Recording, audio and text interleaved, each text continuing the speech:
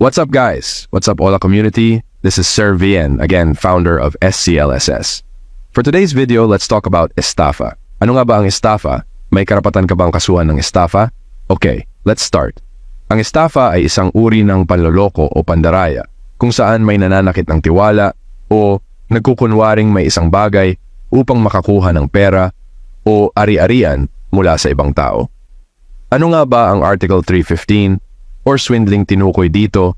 Ang iba't ibang paraan ng estafa, kabilang ang paggamit ng tiwala sa mapanlinlang na paraan, paggamit ng pandaraya o maling pagpapanggap upang makuha ang pera o ari-arian ng iba, at pagdudulot ng pinsala sa pamamagitan ng ibang mapanlinlang na paraan. Article 316 or iba pang uri ng swindling or panloloko. Matiyak na uri ng swindling, pagbebenta o pagmamortgage ng ari-arian na hindi pag-aari, pagtago ng mga claim o lien sa ari-arian mula sa bumibili, pagpapanggap sa pagtanggap ng deposito o konsignasyon, pagkukunwaring pagmamay-ari o kondisyon ng isang bagay. Article 318 or iba pang pandaraya. Kasama dito ang anumang iba pang pandaraya na nagdudulot ng pinsala o pagkasira sa ibang tao na hindi sakop ng mga partikular na uri ng estafa. The question is, kung ikaw ay nangutang sa Ola Company at hindi nakabayad, makakasuhan ba ako ng estafa?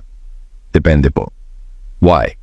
Kung ang si isang Ola ay legal at hindi nang haharas at ang binigay mo sa kanilang impormasyon ay mali at sa una pa lang ng transaction nyo ay wala ka ng balak bayaran sila, yes, possible ka makasuhan ng estafa. Ngunit kung nanghaharas at mataas ang interest nila at tama ang infos mo sa kanila, mag-relax ka at kumalma ka. Hindi ka nila makakasuhan ng estafa dahil hindi mo sila niloko at nilinawang, baka nga mabaliktad pa sila. That's it for today's video.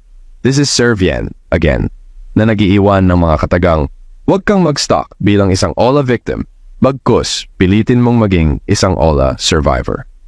Kindly follow and subscribe the SCLS social media accounts.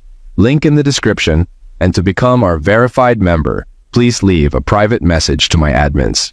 Thank and God bless us all.